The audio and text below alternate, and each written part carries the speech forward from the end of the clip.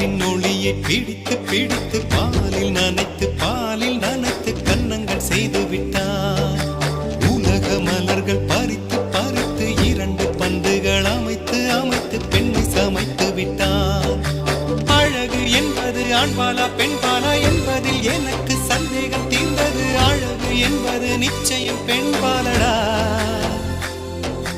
கவிதை என்பது மொழியின் வடிவம் என்றொரு கருத்தும் இன்று உடைந்தது. கவிதை என்பது கன்னி வடிவமடா.